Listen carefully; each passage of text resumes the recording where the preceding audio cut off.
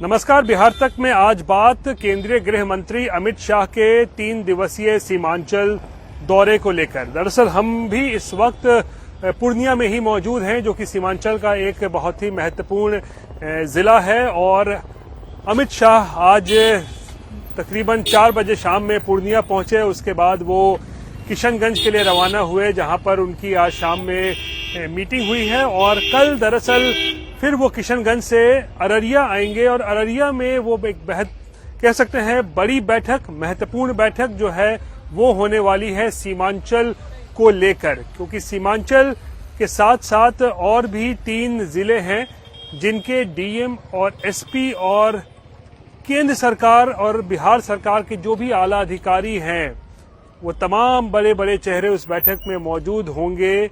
और सीमांचल को लेकर जो है बड़ी समीक्षा की जाएगी। और खासकर सीमांचल क्यों महत्वपूर्ण है सामरिक दृष्टि से अगर बात करें तो बेहद महत्वपूर्ण ये इलाका है।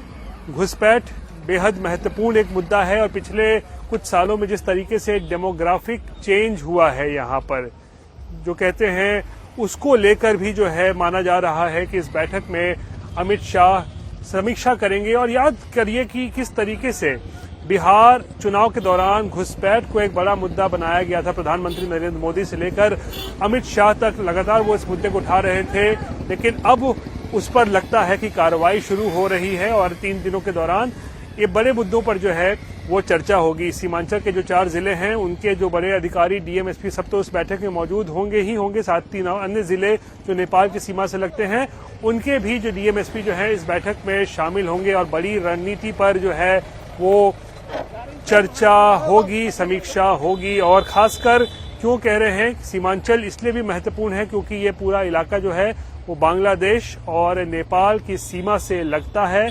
बॉर्डर एरिया है ये, और बॉर्डर भी जो है नेपाल का जो लगभग खुला बॉर्डर है, लोगों की आवाजाही जो है वो एक तरीके से कोई इस पर रोक टोक नहीं है। तो सुरक्षा की दृष्टि से भी बेहद महत्वपूर्ण हो जाता है कि किस तरीके से इस एरिया में, इस इलाके में सुरक्षा बढ़ाई जाए। और अमित शाह के दौरे को लेकर जो है राजनीति भी जो है वो अब गर्मा गई है। बीजेपी जहां एक तरफ ये दावा कर रही है कि सामरिक दृष्टि से और एक रणनीति के तहत जो है सुरक्षा की दृष्टि से बेहद महत्वपूर्ण ये दौरा होने वाला है, वहीं दूसरी तरफ आरजेडी जो है उसकी अपनी दलील है कि कार्यक्रम भले ही सरकारी हो, लेकिन अमित शाह पहुंचे हैं तो इसमें राजनीति तो होनी है। और खासकर सीमांचल का जो क्षेत्र है वो बंगाल से लगा हुआ है। तो सबसे पहले हम सुनवाते हैं कि बीजेपी की तरफ से प्रवक्ता नीरज कुमार ने क्या कुछ कहा है अमित शाह के सीमांचल दौरे को लेकर। माननीय गृह मंत्री अमित शाह जी का 3 दिवसीय बिहार दौरा अति महत्वपूर्ण है। यह देश की सुरक्षा, सीमाओं की सुरक्षा, बिहार का विकास और बॉर्डर के इलाकों में जो डेमोग्राफी खराब हुई है, जनसांख्यिकी संतुलन जो खराब हुआ है, उसको ठीक करने की दिशा में एक बहुत बड़ा कदम होगा, ऐतिहासिक कदम है। विपक्ष को इस पर बेवजह राजनीति करने के बजाय इसका स्वागत करना चाहिए। यह कदम हालांकि बहुत पहले उठना चाहिए। कांग्रेस के शासनकालों में उन लोगों ने इसे छूट दिया, डेमोग्राफी को खराब किया। अब भाजपा कांग्रेस के इस पाप को भी मिटाने का प्रयास कर रही है, जिसमें पूरा देश भाजपा के साथ है, माननीय गृह मंत्री जी के साथ है। लेकिन विरोधी दल वोट बैंक और तुष्टीकरण की राजनीति के लिए इसका विरोध कर रहे हैं, जबकि उन्हें इस कदम का साथ देना चाहिए।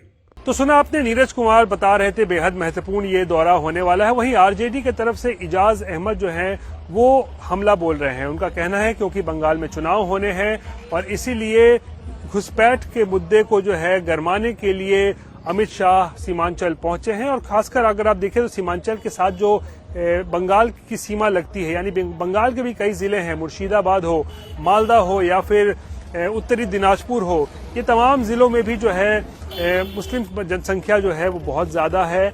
और आरोप लगाए जा रहे हैं कि यहाँ की राजनीति को गरमाने के लिए, क्योंकि याद कीजिए ममता बनर्जी ने भी किस तरीके से एसआईआर के मुद्दे पर विरोध किया है, घुसपैठ के मुद्दे पर जो है वो सरकार के खिलाफ जो है आवाज उठाती रही हैं। तो आरजेडी का आरोप है कि बंगाल चुनाव पर नजर है और इसी को देखते हुए ये दौरा जो है वो प्लान किया गया है। सरकारी कार्यक्रम बताया जा रहा है, लेकिन सरकारी ना होकर उनका आरोप है कि इसमें पूरी तरीके से राजनीति छाई हुई है। आइए सुनवाते हैं कि आखिर आरजेडी प्रवक्ता इजाज अहमद इस दौरे को लेकर किस तरीके से सरकार पर हमलावर हैं। देखिए, केंद्रीय गृह मंत्री अमित शाह जी बिहार का दौरा कर रहे हैं, सीमांचल के इलाके का, और बिहार वो सरकारी कार्यक्रमों में आ रहे हैं।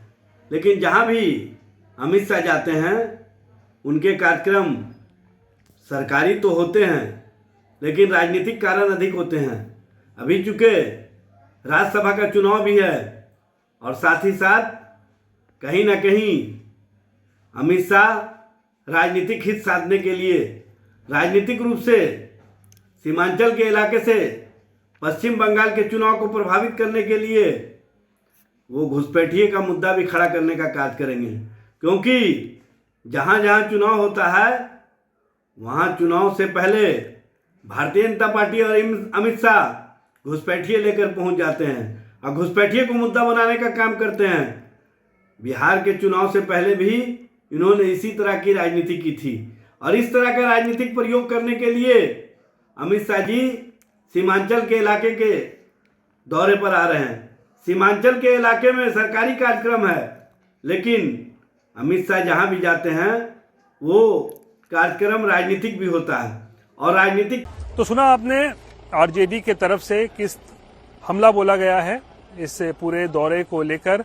हालांकि एक तीसरा पहलू ये भी है इस पूरी कहानी में कि जहां पर ये बैठक हो रही है, यानी कि सीमांचल का जो क्षेत्र है जहां पर 3 दिनों तक मंथन होगा इस इलाके की सुरक्षा को लेकर, घुसपैठ के मुद्दे को लेकर, डेमोग्राफिक चेंज के मुद्दे को लेकर, यहां पर अब देखें तो एक तरीके से थोड़ा दबदबा जो है वो असदुद्दीन ओवैसी की पार्टी का भी जो है वो बढ़ा है। ओवैसी की पार्टी ने बीते विधानसभा चुनाव में इस इलाके में 5 सीटें जीती हैं और लगातार ओवैसी की पार्टी AIMIM जो है सीमांचल के पिछड़ेपन की बात करते हैं और मांग करते हैं कि भाई सीमांचल के लिए कुछ किया जाना चाहिए, क्योंकि वर्षों से यहां की आवाज किसी ने भी उठाई नहीं है और इसी कारण से सीमांचल पिछड़ा हुआ है। पार्टी के प्रवक्ता यानी AIMIM के प्रवक्ता आदिल हुसैन जो है, माफ कीजिएगा आदिल हसन जो है, वो मांग कर रहे हैं कि क्योंकि अमित शाह सीमांचल आए हैं तो क्यों नहीं सीमांचल को विशेष दर्जा दिया जाता है ताकि इस इलाके का विकास हो, यहाँ इंजीनियरिंग कॉलेज खुले, मेडिकल कॉलेज खुले और भी यहाँ पर जो है सड़क का निर्माण हो और बाकी जो है डेवलपमेंट जो हो, बाढ़ में जो इलाका डूबता है उसके लिए प्रबंधन किया जाए। उसको लेकर अब मांग कर रहे हैं आदिल हसन कि विशेष दर्जा जो है सीमांचल को दिया जाना चाहिए। सुनिए क्या कुछ आदिल हसन कह रहे हैं MIM की तरफ से।